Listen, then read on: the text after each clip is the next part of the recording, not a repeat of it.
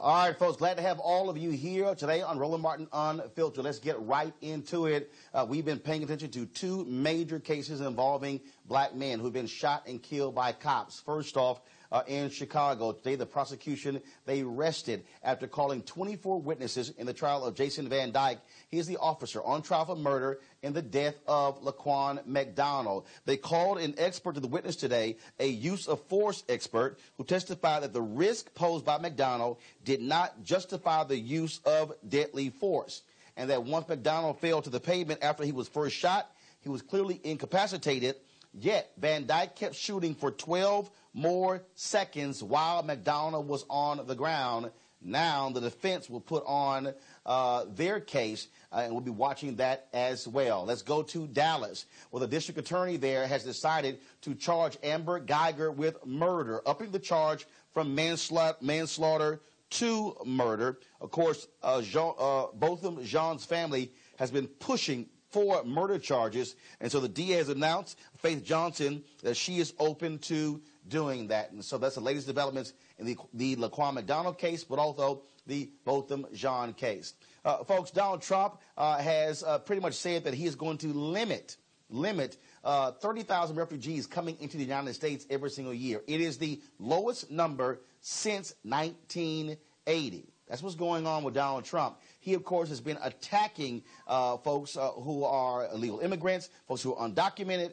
He has been going after folks who are from countries where people of color. And so that has been the standard policy of this administration. Same thing when it comes to Dreamers. We still have no deal between Republicans and Democrats. But one of the folks who has been extremely vocal about these issues, he has talked about it for quite some time, is my buddy, Jose Antonio Vargas. He has a new book out, and it's called Dear America, Notes of an Undocumented Citizen. He joins us right now from the YouTube headquarters in New York. Jose, always good to see you. Also, Pulitzer Prize winner. And so, first off, I got to ask you, with all of what they have with ICE and how literally they're snatching people as they are heading to hospitals, and what is happening down with the border, did you think it was going to be this bad with the election of Donald Trump? Yes. Yes, and also we have to remember that Donald Trump's policies are only the culmination of what we've been doing since the 90s, right? When Bill Clinton got tough on crime in the mid-90s, he got tough on immigration. That's why, for example, if I ever were to leave this country, I've been here 25 years, as you know, right? If I were to leave, I would have to face a 10-year bar before I could come back, if I could come back. That's because of what Bill Clinton signed into law. Right? I've met so many undocumented people in this country who are married, and even though they're married and can adjust their status, they can't, because once you cross the border more than twice from Mexico, for example, you're barred for life.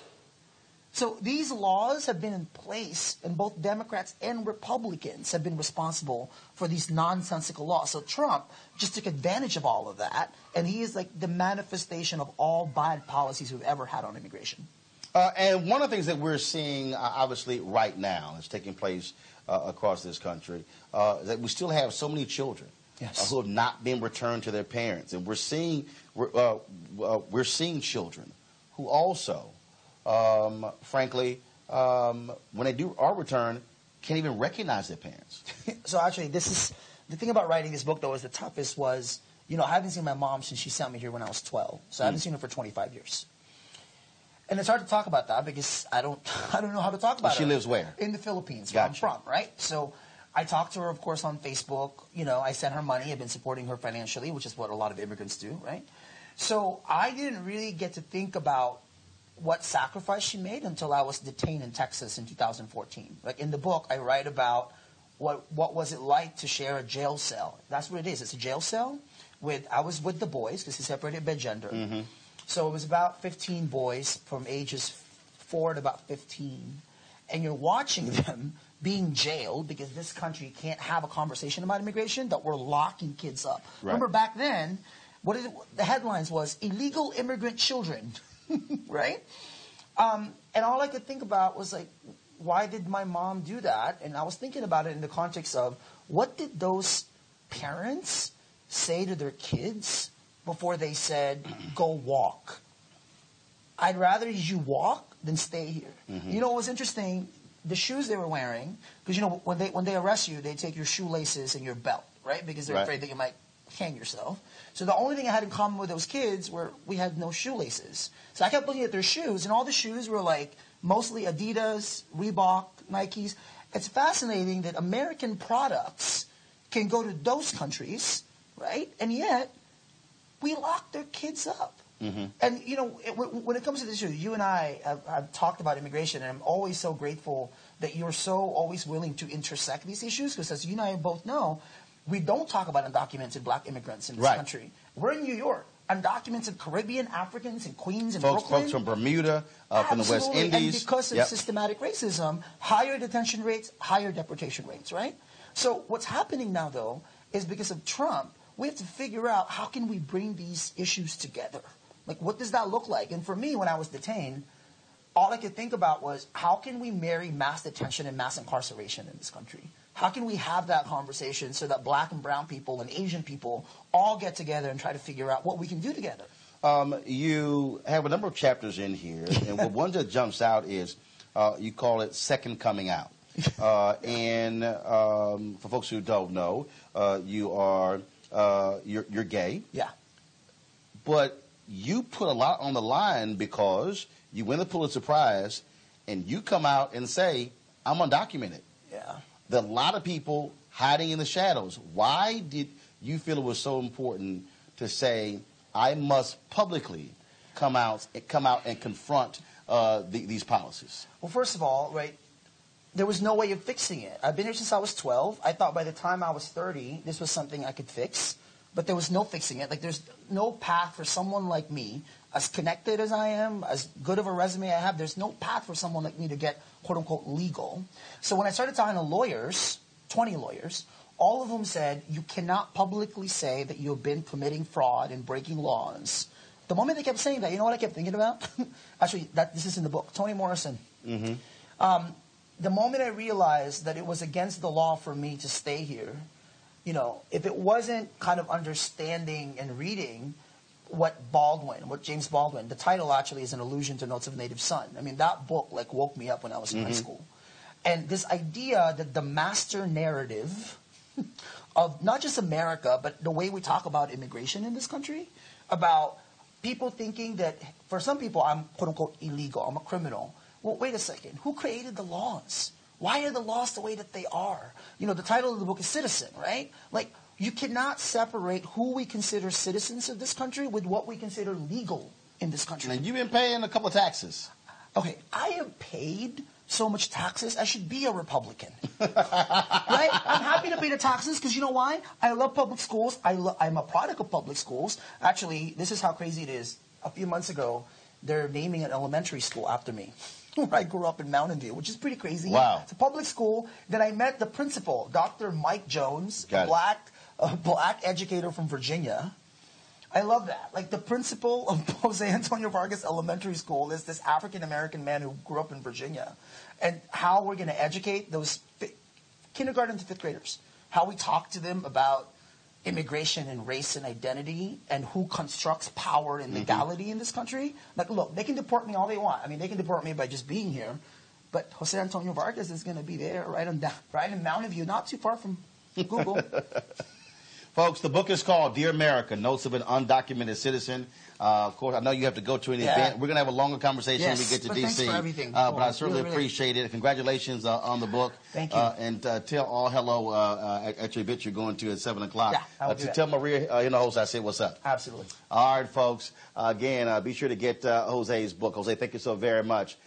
Folks, we talk about the response of this president when it comes to people of color, and what took place in Puerto Rico is an absolute travesty. A year ago, Hurricane Maria devastated Puerto Rico, but it also devastated the U.S. Virgin Islands. Joining us right now from the U.S. Virgin Islands is Congresswoman Stacey Plaskett. She represents the Virgin Islands in the United States Congress. Congresswoman, how you doing? I'm doing great. Thanks for having me this evening. We did not want to ignore what happened in the Virgin Islands. Of course, we often had you on, had others from there, what took place last year.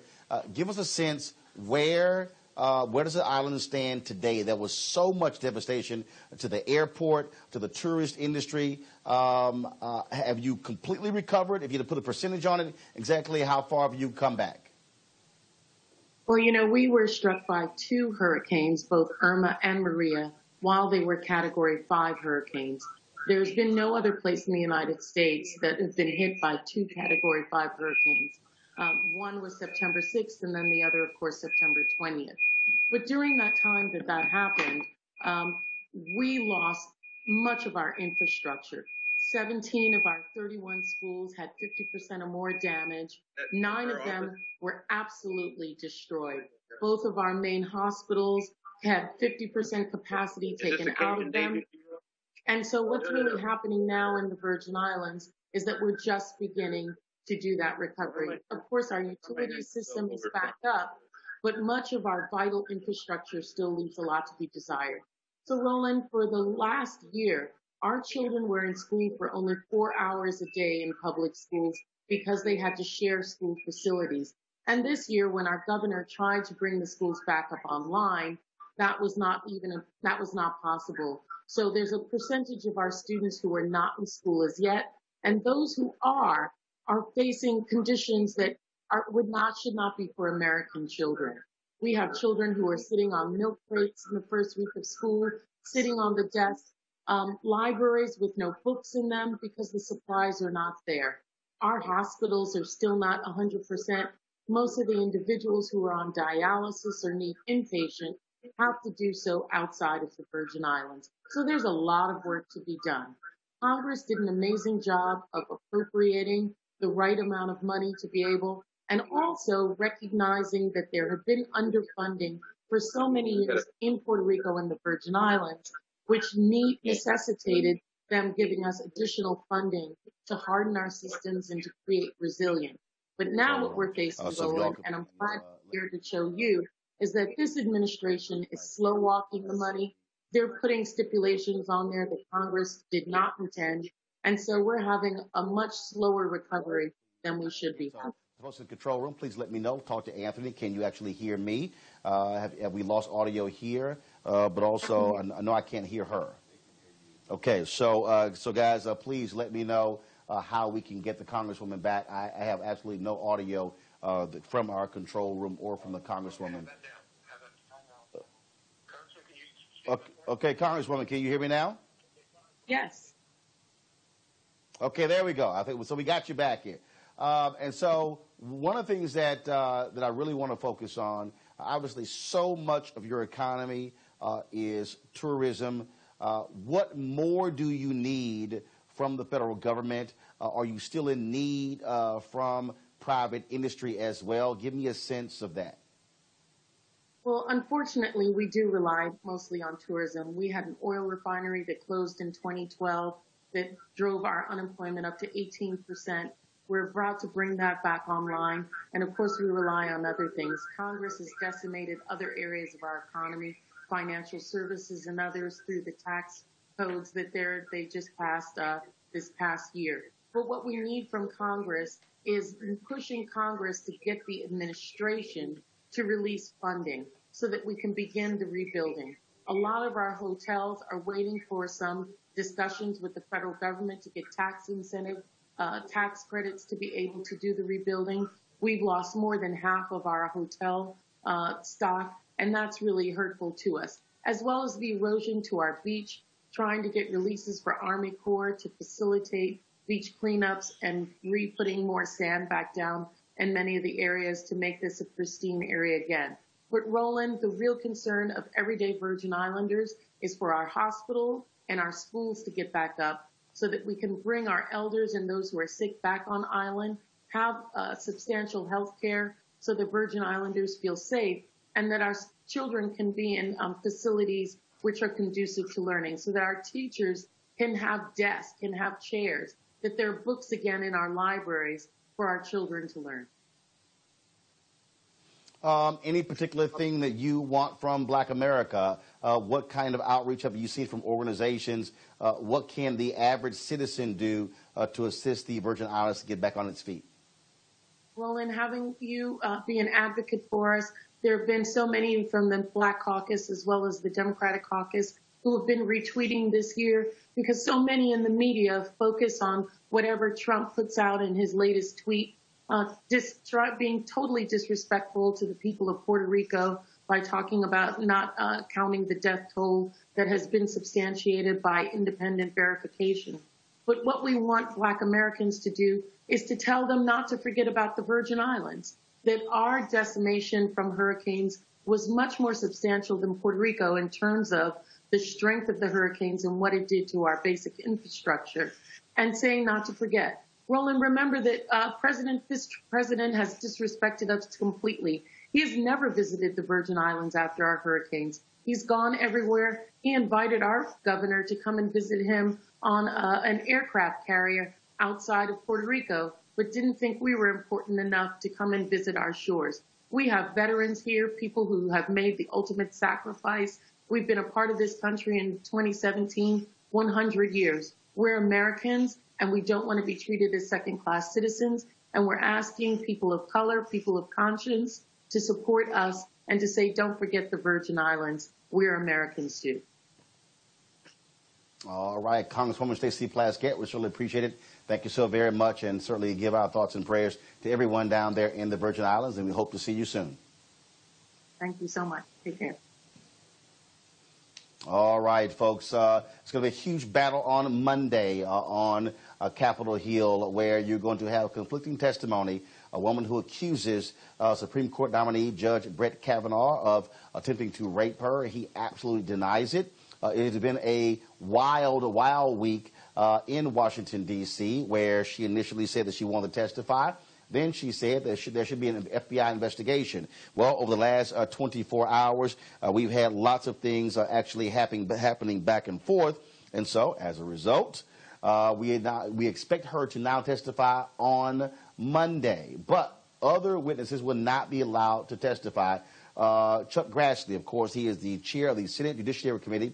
He is holding firm, and he also is making it clear he will not allow for there to be an FBI investigation. Joining us right now here in New York is Tamika Mallory. She's the co-president of the Women's March. Tamika, glad to have you here. It's been very interesting watching all of this. Where you have Senator Orrin Hatch sounding very similar to the things that he said about Anita Hill when in that confirmation hearing in 1991. You have a Republican congressman out of Florida who made a joke by saying that Ruth Bader Ginsburg, a Supreme Court justice, said that Abraham Lincoln groped her. You have Republicans who are mocking her, Absolutely. And so that's what. I mean, what do you say about what is going on here? I mean, it's obviously very clear that from 1991, when we had the Anita Hill situation, until now, not much has changed. Even in the Me Too era, it is very clear that the federal government, and particularly the Senate, has not taken any real steps, and the Judiciary Committee has not taken any real steps to deal with sexual harassment and sexual assault in a real way. I mean, that is very clear. It's the same scenario playing out again. And we actually have the opportunity this time, knowing all that we know and having the Me Too era be so strong, to rewrite history and to right the wrongs that we were unable to take care of at the time when Anita Hill came forward with her story. And one of the things that is interesting to me is that when you see this back and forth, when you see her say there needs to be an investigation. I mean, look, at the end of the day, Democrats don't want to see him confirmed. Right. Because they're still angry about what took place with Merrick Garland. But what's also interesting is that on the Republican side, they absolutely want this to be done quickly. They want him on the court before the court convenes on October 4th. They want this to happen before the midterm elections. And the White House makes it clear they're not going to pull his name. Absolutely. And they're willing to do it at all costs. They do not even care. And they've been clear about that. First of all, let's be clear. Yes, Dr. Ford, we believe her. And this particular situation is extremely serious. And we believe as women and just as, good moral citizens that she should be heard and that there should be a federal FBI investigation. And that what's happening right now is borderline criminal. So that's one thing. But also, we were already, Women's March and other groups, really Women's March leading there at the Senate hearings, protesting already, because we know that this particular candidate, while we don't know a lot about Kavanaugh, we do know that in every instance where he showed up in a place that is in reference to, I guess, being on the right side of history, it hasn't been good. He has sided with corporations and institutions over people and workers. We have seen him in a number of situations that we do not believe that he is someone that should have a lifetime appointment to the Supreme Court. And the mere fact that Donald Trump, someone who really should be in jail, really, let's be serious here. This man is under investigation and he's unindicted, but we all know that he is really pretty much guilty of treason in this country, that he is the person who put forth Brett Kavanaugh. That in itself is very dangerous. So people were already protesting having this man to receive this type of appointment, and now we have a woman to come forward and pretty much make it very clear that he is not someone who at least should be pushed through. I mean, we should have a real investigation here. Why not? What is there to hide? But it's very clear that, you know, Grassley and all of these people who just decided they're going to make it happen anyway. Professor Christine Blasey Ford is her name. There were a number of women who have been flooding the halls of Congress over the last couple of days. Do you expect Monday to really be a contentious day? What is the Women's March plan for Monday? So, well, and also I need to make sure to state that today there were over 60 women and men, arrested in the Hart Senate office building, because I think the point that we need to make here is you may actually get this done, but we will primary you and we will show up and make sure that you feel us in the districts and on the local level. So our senators need to be very clear about that. Monday, we're not 100% sure that she's going to testify on Monday. She actually has said that Monday she does not want to testify. So there's some back and forth. But over the week, we know that it will happen. And I believe that people are going to show up. They're going to be loud and bold. And, of course, behind the scenes, there are many organizations and folks on the ground talking about what it looks like to show up. And, yes, Women's March will certainly be there, as we have since the beginning of these hearings. All right, then. Hold tight 1 second. I'm going to go to a break right now, folks. Of course, we're going to share with you, of course, our quote of the day. So we'll be back on Roland Martin Unfiltered.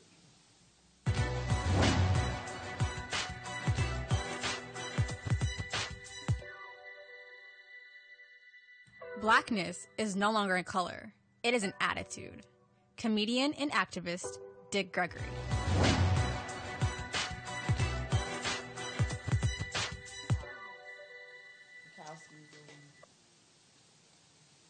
All right, folks, welcome back. We'll continue our conversation with Tamika Mallory. Tamika, lots of pressure being put on two Republican United States senators, Susan Collins of Maine, Lisa Murkowski of Alaska. And neither one has said how they're going to vote. Claire McCaskill, the senator from Missouri, she's already tweeted she's going to vote against Kavanaugh. She, of course, is facing a very tough test. You have Heitkamp in Montana as well. Doug Jones in Alabama. There was a lot of talk Saturday night at the Congressional Black Caucus Foundation dinner as to how he was going to vote, and a lot of black folks said they are concerned as to that he may decide to vote for Kavanaugh on full well to appease conservatives in his state. I think that would be very foolish of him. I think that he ought to know who put him in that position. And if he does that, he will definitely pay the consequences and repercussions of that. I mean, I think the reality, Roland, is that we have to be very serious at this point. We as voters, we as American citizens, we have to understand that the Republicans, they actually have the power at this point. And they could, in fact, get it done. But just because they have the power to get it done doesn't mean that we don't have the power to show up and make sure that they feel what decision they made against the American people's wishes. And what type of things are you doing? Is Women's March doing? Are you calling? Are you faxing? Are you emailing? You know, what are you doing? So we've asked people, of course, to call their senators, and particularly to focus on those that you named. We've been very specific about calling Maine and Alaska, staying on those particular senators. And I think also, I mean, we've been doing the protests, and we know, folks, not everyone has to get arrested. People have just been showing up. But we've also been focused very seriously, as you and I talk about all the time, on the midterm elections. We cannot not just sit back and only focus on this one issue. We may not win here, although we do believe that there is a chance that Kavanaugh may have to withdraw, that this hearing, this testimony may be so strong that the outrage around the country may put the pressure on him to have to withdraw. And we hope that the senators do the right thing. We've seen many of our folks who are there in terms of Senator Kamala Harris and, and Senator Cory Booker doing a good job of trying to hold the line, but it may not work. But we do have other forms of recourse, and I think we have to be focused on making sure that we don't just lay down on this, that we continue to work throughout November, and we've got a long stretch thereafter. Have white women finally woke up? Well, there are many who are. And you know what? I have to say, yes, there was a 53% problem. And I still think that 53% is not really as active as they should be. But there is a 47% there. And when we talk about that, let's just be clear, 53% of white women who voted in the election voted for Donald Trump. But there was a 47% who did not. And we've been working with these women and trying to organize with them. So, yes, they woke up. But I cannot let our women off the hook. It's not just about white women and what they're doing. Because I've had a number of people ask me, are the white ladies, when all of this is said and done, our communities will be impacted the most. Black folks and Latino folks and just people of color are the ones who will suffer the consequences of whatever happens from the Supreme Court level all the way down to the local level. And therefore, we have a responsibility to show up as well. All right. Speaking of mobilizing, organizing, the folks with Black Votes Matter, they have been doing that. Cliff Albright, also Latasha Brown, they're the co-founders of that. And so they've been traveling all across the South with the bus Black Votes Matter. And they put this video together. We wanted to share it with you. Take a look. We're on the first day of Black Voters Matter, the South is Rising voter outreach tour. Black Voters Matter is one of the few groups that actually focuses on the Black Belt and rural America. So we are going out to the rural countryside to connect with communities and people that are doing amazing voter work. Everybody keeps talking about Alabama, Doug Jones, and black women with the 98%. Well, that's each of you. It just took the country time to know what you do every day. We want to work in coalition with you all and with groups that are organized. Organize yourself. The bottom line is sometimes it is our belief that is stopping us, right? And not believing in our own power. The power is us. Ain't nobody giving us nothing. We don't need anybody to give us nothing. We got everything we need. We have a record number of women who are running to lead our communities, and I just believe that it's the right time. I believe that people are hungry for change.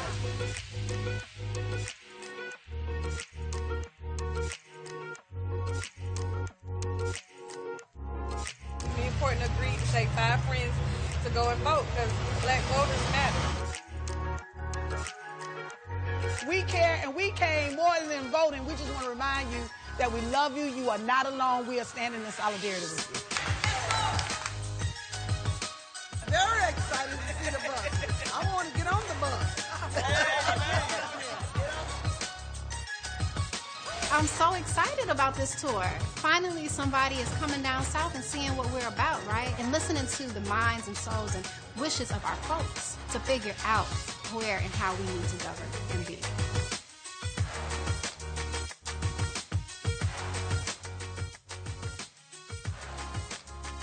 Our voice matters and we count, and we're going to make it known that the black vote made the difference.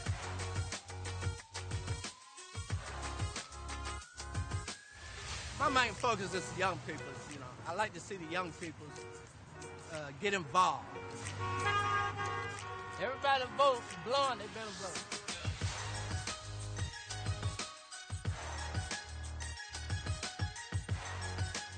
We have a team over at the college that's doing a knock and drag. They're going to dorms, they're sweeping the dorms, they're putting them on vans, and they're actually bringing them over here to vote. North Florida, sometimes we say South Georgia, South Alabama, but North Florida got it going on, and we just want to support and help amplify the messages. We think that the way that you end voter suppression is that we've got to support the people on the front lines that are doing the work to stop it. But it really is about the future of this nation and the future of how we're going to go forward around making sure that every single person has access to the ballot.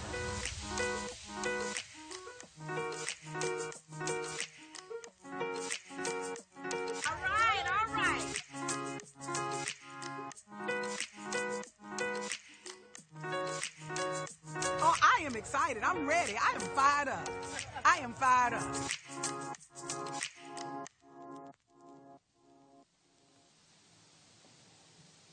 All right, so we certainly want to thank the folks who Black Votes Matter for that particular video as well. And so we just wanted to show you what they're doing over the next 50 days. They'll be traveling all across the South, going to Georgia and Florida, Alabama, Mississippi, trying to get folks not only registered, but also to get them to vote. And Tamika, on that particular point there, that's one of the points I keep telling. Everybody keeps saying vote, vote, vote, but we have registration deadlines coming up. Okay, you got to get registered first before you can vote. We talked about that last week at the CBC event that we did with formerly incarcerated folks. There are a lot of people who are still not registered, and that's what we've been asking the formerly incarcerated community to focus on over these next 49 days, I guess, or 48 days. I'm not sure exactly what the number is, but we're asking people to make sure people are registered. And if you are a formerly incarcerated person who can't vote because you live in a state where your voting rights have not been restored, someone can vote for you. So there may be another family member. There may be, you need to take people to the polls and make sure. And so September 25th is the National Voter Registration Day, where people will be all over the country trying to get folks registered. And people need to know in your local community, in your particular state, what is the deadline? It's sometime at the beginning of October in order to be registered for the November election. And we're trying to get folks to do that. And to your point, not only do you need to be registered, you also need to be educated on who to vote for. Just because someone shows up at your church and shakes the babies and gives the grandmothers the kiss does not mean that that is a person that's going to be on your issues. We need to make sure that people are educated as well. So we're hoping that organizations and churches and others understand how important this is. We cannot allow the 2010 scenario to play out again right now. We have to make sure that we are serious and that our people know how important the midterm elections are, and that this is not an election that we can sit home on. All right, then. Certainly a huge, huge election that's coming up. I want to go to another story right now that's pretty interesting. So Donald Trump, a few days ago, tweeted this particular video. Okay, and in this video, it shows some individuals who were actually on a boat. And in the tweet, he goes something along the lines the Cajun Navy. So I get a call today from Hashim Nzinga, New Black Panther Party, and he says Trump gave us credit because that actually is a New Black Panther Party vote. Okay. He said, well, they've had these hurricanes, New Black Panthers, they've been traveling to these places, helping to rescue people. And I said, Hashim, are you serious? So I scroll back, and this is about 5 or 6 days ago, this particular video.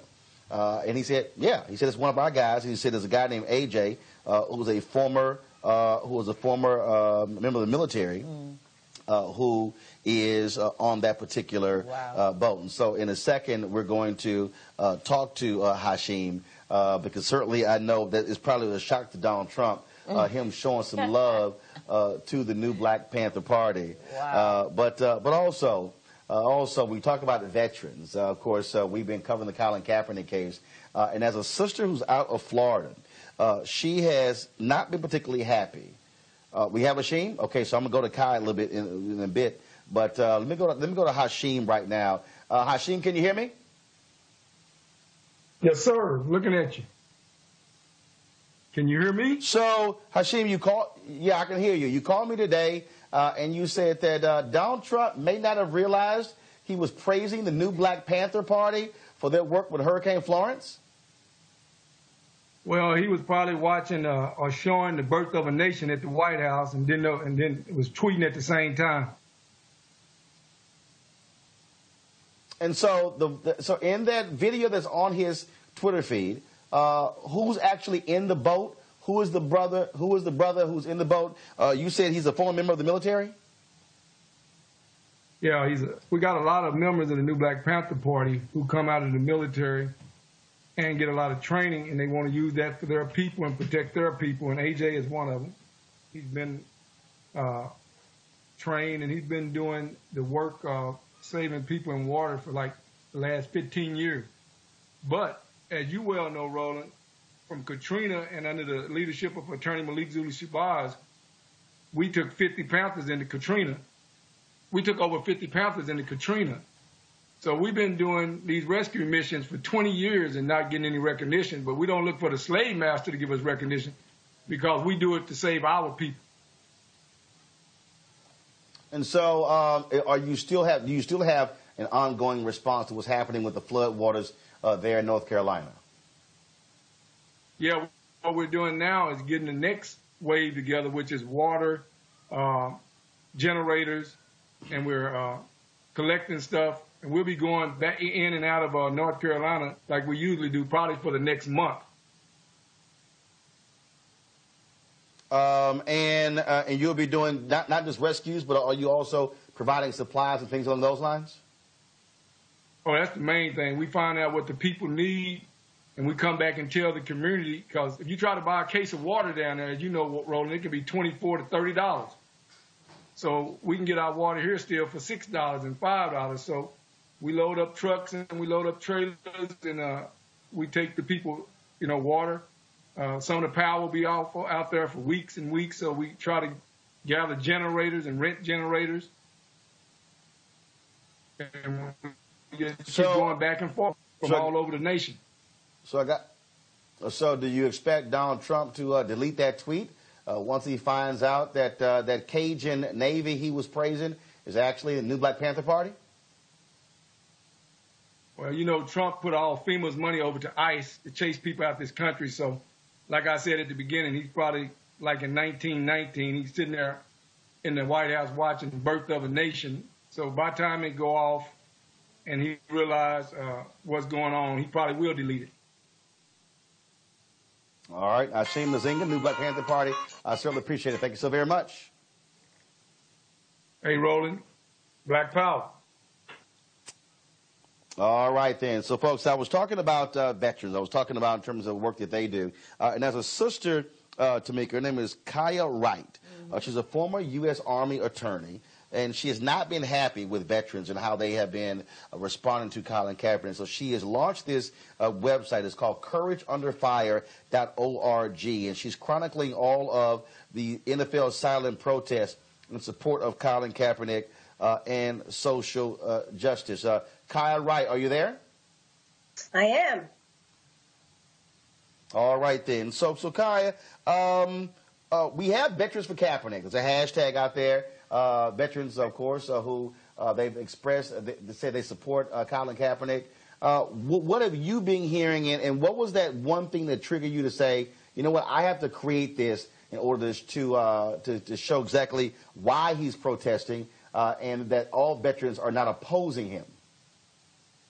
Well, when he first started protesting back in August of 2016, I kept hearing people invoking veterans in order to castigate him, okay? And it really upset me because those of us who did support him weren't getting any focus, and the narrative was all about veterans who didn't support him and the flag and the anthem, which ostensibly it still is, right? Unfortunately.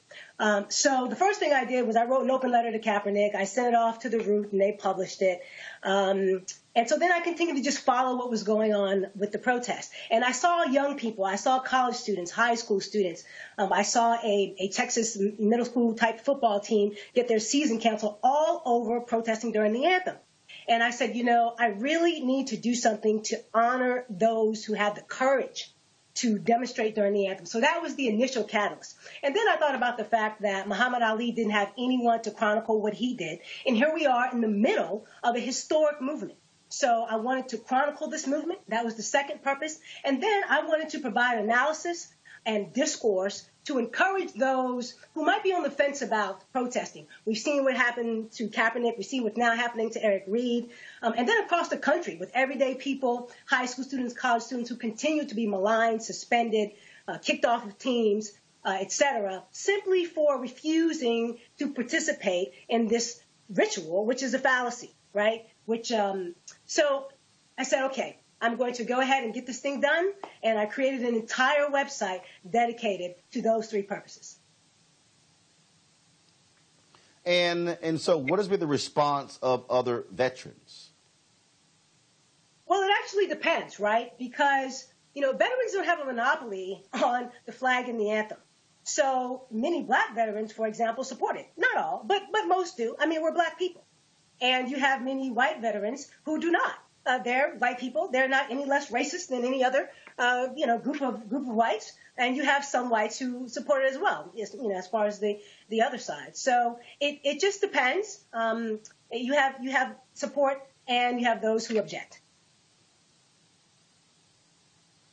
All right, then. Tamika, you got a question for Kai, right? Oh, question would be, my sis, first of all, thank you for your courage, and what you're trying to do. And I wonder, how can people help? Like, what can we do to be supportive of your site?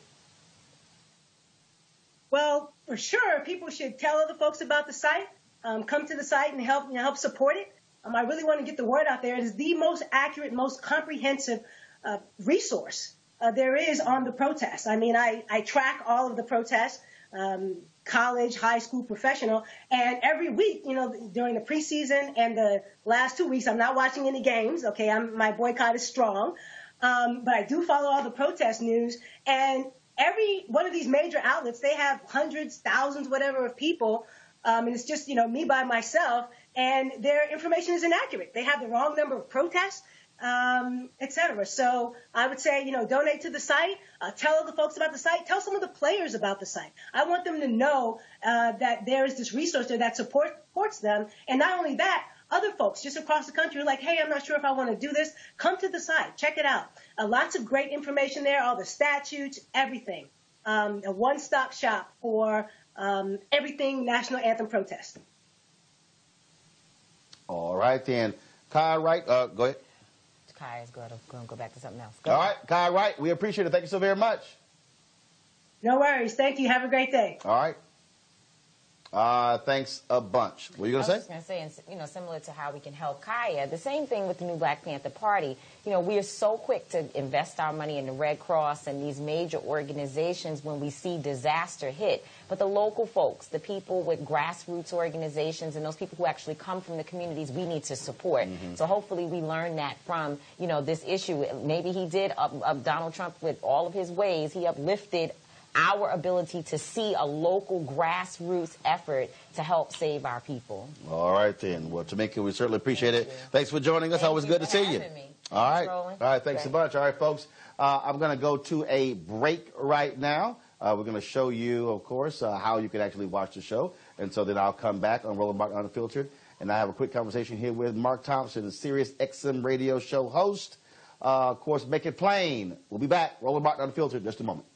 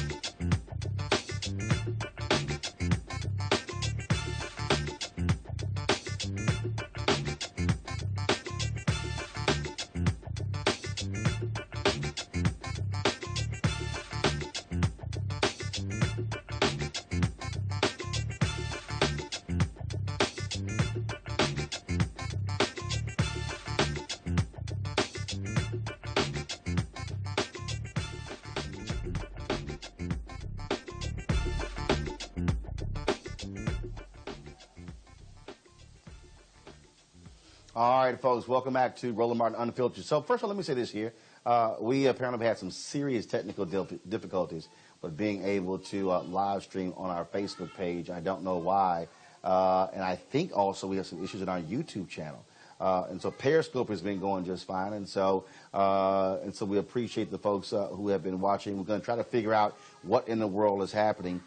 We were broadcasting from this facility a few weeks ago, a month ago, when I interviewed Spike Lee, and we had no issues whatsoever. And so we'll try to figure out exactly what's wrong. And, of course, you can always see the show on video on demand as soon as the show is over.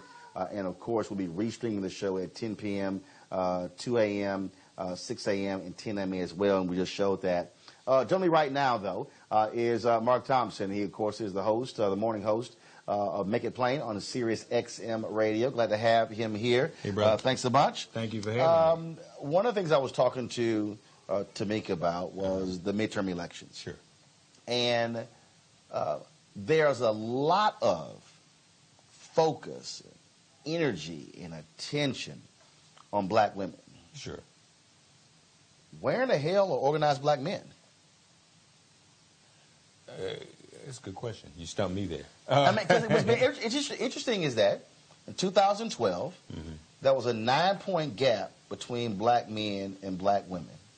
So in terms of the numbers who voted for President Obama. Right. In 2016, exact same thing.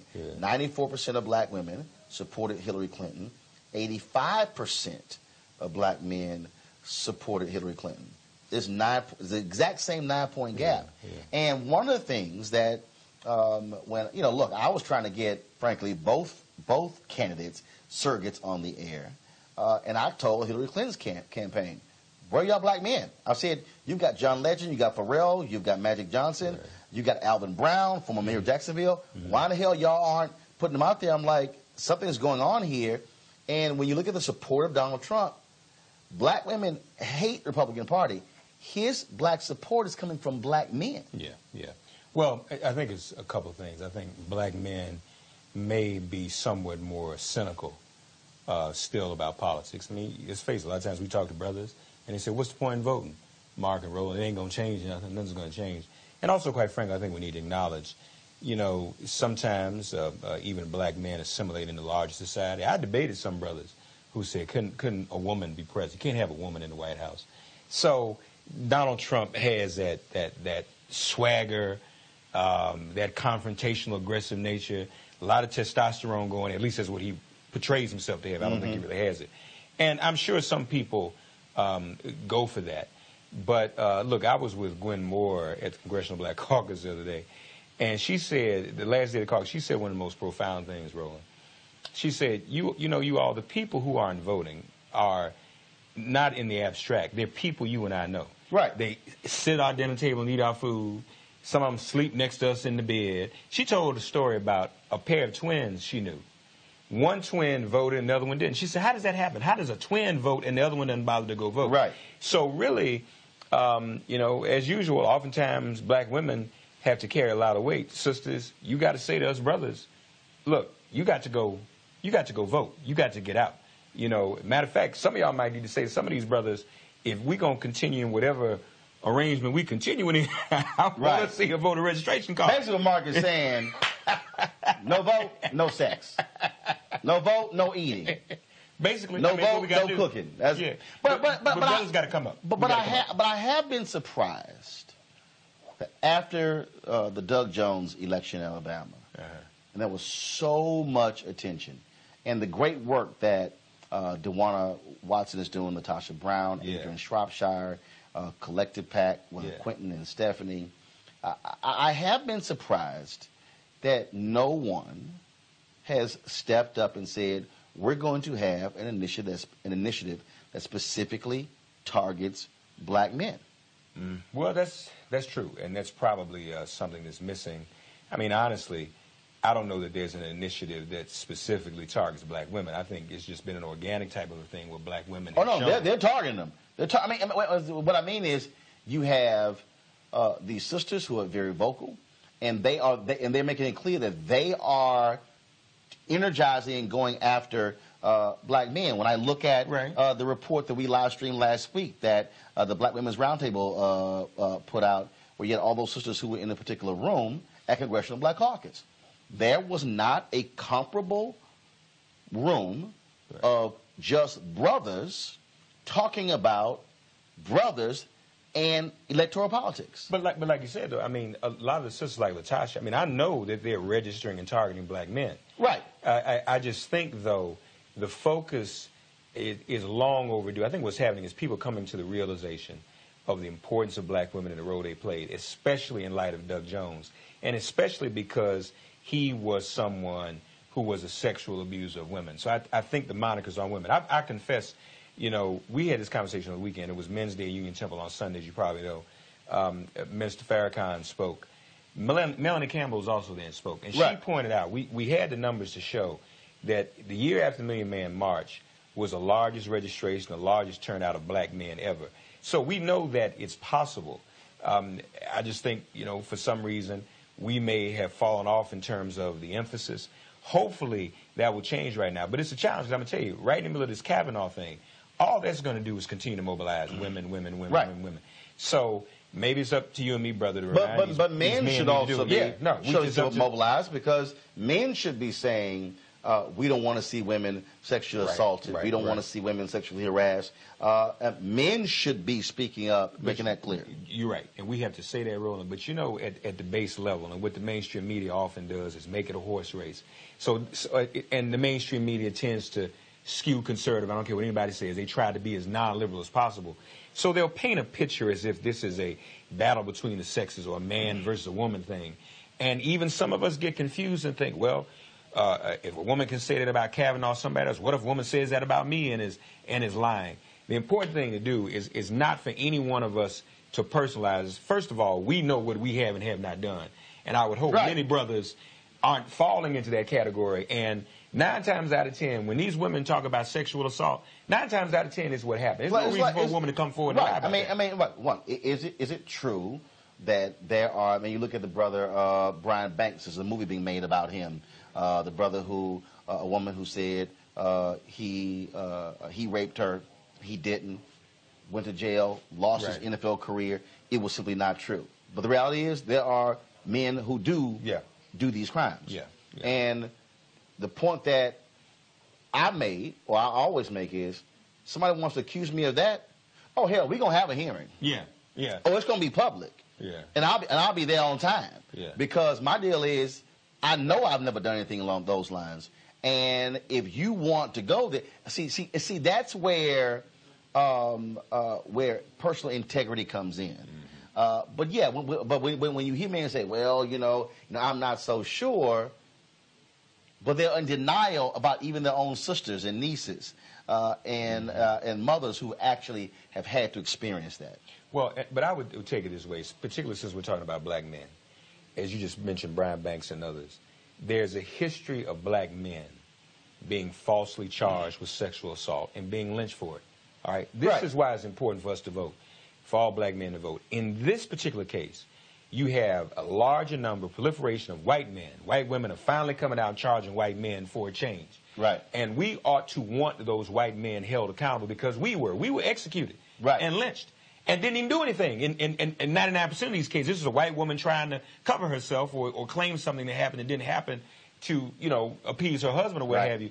But for these white men, then they deserve whatever scrutiny they're getting for a change, and we ought to be there to support these women and vote them out of office.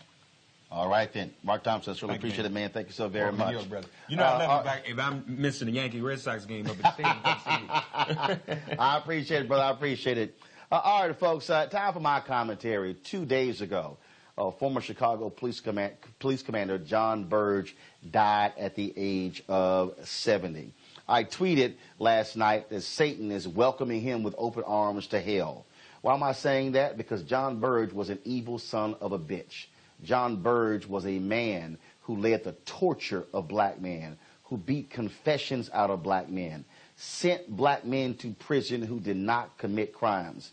But if you want to understand how sadistic these police unions are and how they support their own, this is what was said about John Burge by an individual who, of course, was with the union. This is the former Fraternal Order of Police president, Dean Angelo. He told the Chicago Sun-Times that John Burge was treated unfairly. Quote, John Burge put a lot of bad guys in prison. You know, people picked a career apart that was considered for a long time to be an honorable career and a very effective career. And I don't know that John Burge got a fair shake based on the years and years and years of service that he gave the city.